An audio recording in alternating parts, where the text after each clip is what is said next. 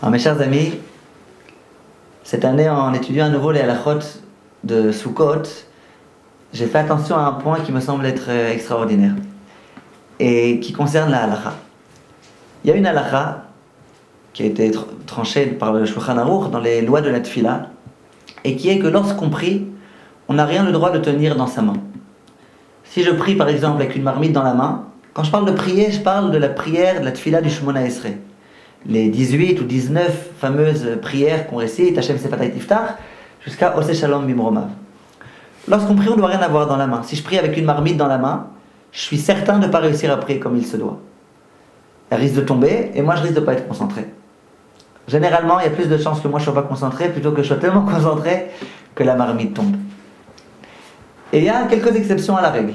Par exemple, je veux prier, et donc je veux tenir mon sidour, mon livre de prière dans la main. Ai-je le droit ou pas? Réponse des décisionnaires, oui. Étant donné que le sidour, c'est vraiment l'objet de prière, l'objet nécessaire à la prière, donc il va en rien m'empêcher de me concentrer. Au contraire, je vais être encore plus concentré grâce au fait que je puisse prier dans mon sidour.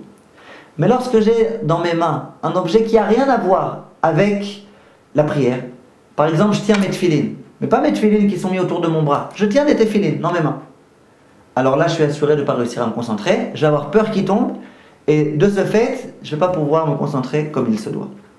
Donc à l'exception du livre de prière, on n'a pas le droit de tenir quoi que ce soit dans sa main au moment de prier. Ni de pièces, ni d'argent, ni de billets, ni rien du tout. On doit avoir les mains, de préférence les poser comme ça, comme un serviteur face à son maître, ligoter et prier comme il se doit. La Gemara dans Masechet Sukkah nous dit que les Anshe Yerushalayim, les hommes de Yerushalayim, parce qu'on parle d'hommes, on parle de personnes pieuses, avaient la coutume pendant la fête de Sukkot de passer leur journée quasiment avec leur loulav dans les mains, par preuve d'amour pour cette mitzvah-là.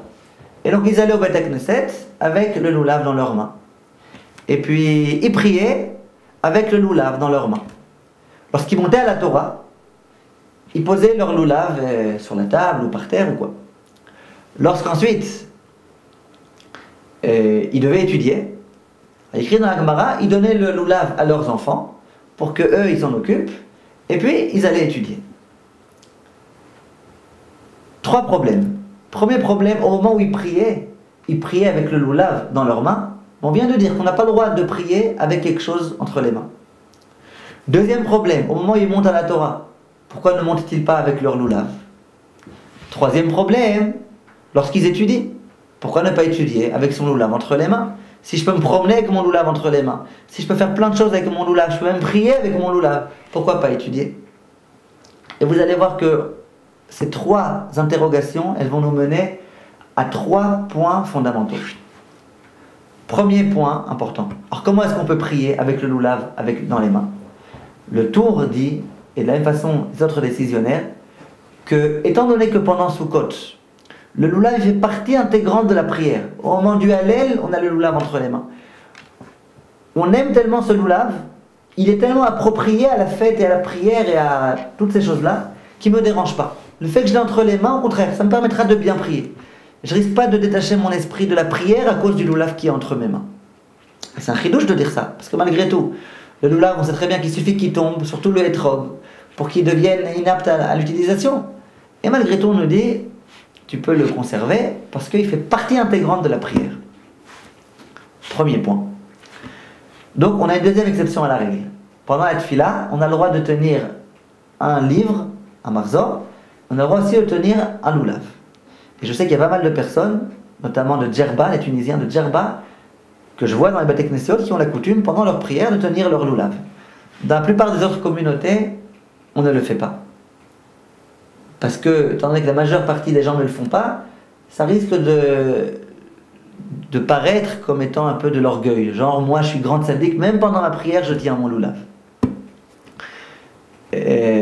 Deuxième problème. Pourquoi au moment où je monte à la Torah, je suis obligé de poser mon loulav par terre? Disent nos maîtres, de là on voit qu'au moment où on monte à la Torah, il faut tenir le Sefer Torah avec ses mains. Et ça c'est un point, je sais aussi, qui n'est pas suffisamment connu. Pourtant c'est une halakha dans Shulchan Aruch, dans les 3 Sefer Torah. Au moment où on monte à la Torah, que ce soit un Sefer Torah en rouleau comme ça, qu'on tienne, que ce soit un Sefer Torah qui est debout comme ça, il faut tenir l'extrémité du Sefer Torah avec sa main droite au moment où on récite la bracha. Un peu comme le shofar aussi. Le Baal Tokea, au moment où il récite la bracha sur le shofar, c'est bien qu'il tienne son shofar. Parce que je récite la bracha sur un fruit, c'est bien que je tienne le fruit dans ma main. Là, pareil. Et les décisionnaires disent que d'où on apprend cette halakha-là, de cette Gemara, du fait que les personnes qui tenaient tellement à tenir le plus de temps possible leur loulav entre leurs mains ont été obligées de le poser au moment où ils montent à la Torah, ça prouve qu'au moment où je monte à la Torah, je ne peux pas avoir de loulav dans mes mains. Pourquoi? Parce qu'il faut que je tienne le Sefer Torah avec mes mains. Troisième point, et celui-là qui me semble être vraiment fabuleux, extraordinaire, j'espère qu'il pourra tous nous renforcer dans notre étude de Torah. Troisième point, au moment où j'étudie la Torah, pourquoi dois-je me débarrasser de mon loulav? Eh bien, dit Rashi, et le Beth Yosef ramène tout ça, il dit parce qu'au moment où je vais étudier, je risque d'être tellement concentré dans mon étude que malencontreusement mon loulav risque de m'échapper des mains et mon étrog, et ça risque de tomber. Et en dehors du fait qu'il risque de devenir inapte à l'utilisation, c'est aussi un grand mépris pour le loulav et le hétrog. Tout ça, chaque personne qui étudie ces halachot-là, le Beth Yosef s'en aperçoit. Simplement, il y a quand même quelque chose qui est a priori très paradoxal, qui défie complètement les idées qu'on a en général dans notre esprit. Je ne comprends pas. On vient de dire qu'au moment où on priait, le Shmona Esrei, la prière dans laquelle vous voyez les gens les yeux fermés, qui se concentrent énormément, lorsqu'on prie cette prière-là, on a le droit d'avoir le loulav entre les mains. Et on n'a pas peur que le loulav tombe. Je prie, ça, peu importe. Je suis très concentré, c'est pas grave. Le loulav ne tombera pas. Et là, au moment où on étudie, le loulav risque de nous échapper des mains. En général, on a tous dans notre esprit le fait que l'intensité maximale de concentration est investie dans la prière, dans le Shmona Esrei. On ferme grand les yeux et on se concentre. La Torah, bon, on clique sur le bouton, on écoute, on boit un café au même moment, on entend autant qu'on peut. Ce qui rentre, ce qui rentre pas ne rentre pas. Ben là, on voit que d'après nos sages, c'est l'inverse. C'est complètement l'inverse. La prière, c'est vrai qu'il faut être très concentré. Mais l'étude de Torah, lorsqu'on étudie la Torah, il faut littéralement entrer dans une complètement autre galaxie. La galaxie de l'étude de la Torah. Dans cette galaxie, il n'y a plus de main, il n'y a plus de loulav, il n'y a plus de hétrog, il y a la sougia que je suis en train d'étudier. Il y a Abaye, et il y a Rava, il y a la souka, et il y a le shofar, et il y a les halachot de Shabbat, et il y a les halachot des korbanot, et il y a tout type de halachot. Il n'y a plus rien d'autre. Et en fait, c'est intéressant, juste je finis sur ce point-là, si on peut se renforcer encore un tout petit peu, c'est qu'on a un principe. C'est qu'un homme, on dit Adam Mu'ad Le'olam.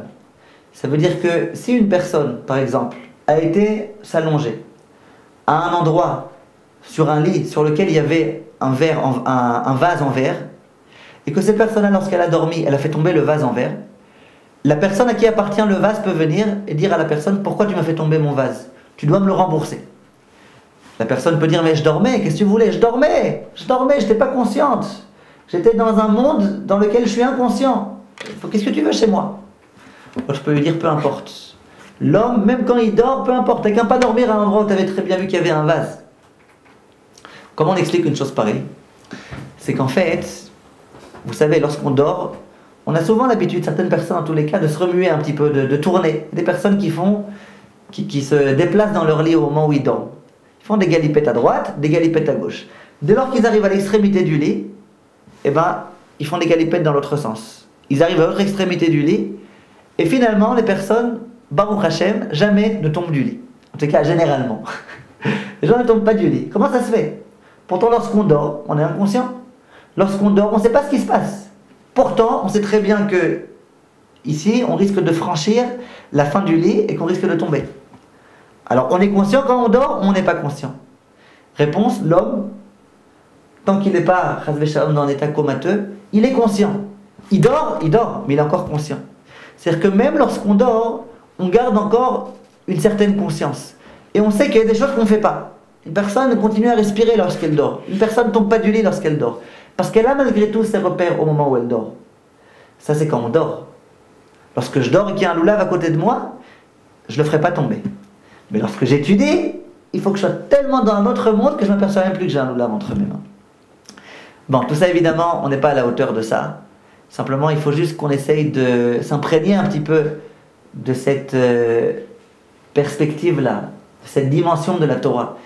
Que l'étude de la Torah soit une étude dans laquelle on s'investit complètement, dans laquelle on fait tous les efforts, au moins pour essayer de ne pas être dérangé. Qu'on essaye d'éteindre notre portable avant d'étudier la Torah, qu'on essaye d'éteindre le téléphone, qu'on essaye de se mettre dans une situation dans laquelle on espère pouvoir se concentrer au maximum. Et puis ensuite, si on ne réussit pas à arriver à ces dimensions-là, tant pis. Voilà, Arbet Tzlacha et Bezrat Hashem, qu'on ait le mérite d'étudier la Torah comme il faut, et que dans notre étude de Torah, on soit encore plus concentré que dans notre prière, mais que dans notre prière aussi, on soit tout à fait concentré. Et Bezrat Tzlacha, Kol Tov.